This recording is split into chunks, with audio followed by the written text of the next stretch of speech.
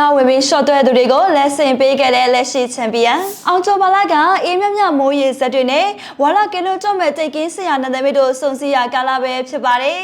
လီဘရာနဲ့သမီးလေးကအာတိုဘာလာမှာမြေပြင်ပေါ်ကိုတက်ဆင်းလာပြီးတော့ကြော်ကြော်ရွာလက်တဲ့စုံနဲ့အမှုပညာသေးသွားတွေကိုဖန်ဆင်းခဲ့စီသလားပဲရှိဘလုံးနဲ့ပဲမှာလေအောင်ကျော်ဘာလာကပွဲကောင်းများစွာကိုစီချဲချတဲ့လက်ရမြောက်လုံးနဲ့ပကြီးကတစ်ချက်ပါပဲမင်းညလုံးကလည်းပေးသက်တွေရှင်တွေရောက်ခဲ့တဲ့ချန်ပီယံလိပွဲစဉ်တွေကိုဆက်လက်ရှင်းပြကစားခဲ့ကြပါတယ်။ခြေပိုင်းဆိုင်ရာရှုထောက်ကနေကြည့်မယ်ဆိုရင်တော့ထိုးသားတွေအကြိုက်တွေ့တဲ့အသင်းကြီးတချို့ကတော့အခြေအနေမကောင်းခဲ့တာကိုတွေ့ရမှာပါ။အထူးသဖြင့်ဘာစီလိုနာနဲ့ PSG တို့ရဲ့ပွဲပါပဲ။ဒီပွဲစဉ်မှာထိုးသားအများစုကဘာစီလိုနာဘက်ကိုတော်တော်ကြီးကိုတချမ်းဆောင်ခဲ့ကြပါတယ်။ချန်ပီယံလိမပါတဲ့အနေအထားမှာရမားကိုအားကိုပြီးတော့ကက်တလန်အရေးကိုဆုံတဲ့သူတွေများခဲ့ပါတယ်။နူကတ်မှာတကောသွင်းရင်တောင်ပျော်ရွှင်မှုရမယ့်ဖွင့်လှစ်မှုမျိုးကအပေါ်ဆိုင်သမားတွေကိုဆွဲဆောင်စေခဲ့တဲ့ဆိုရင်လည်းမမားပါဘူးရှင်။ဒါပေမဲ့လက်ရှိချန်ပီယံကိုရှုံးတဲ့သူတွေအတွက်ကိန်းမာခဲ့ပြီးတော့နာကျင်ခဲ့ရပါတယ်။ဘာစီလိုနာတို့ဦးဆောင်ကိုစားရခဲ့ပေမဲ့လေ PSG ကတပွဲလုံးကိုတည်တည်ငြိမ်ငြိမ်နဲ့တုတ်ပြန်ခဲ့ပြီးတော့ပွဲအပြင်မှာ2ဂိုး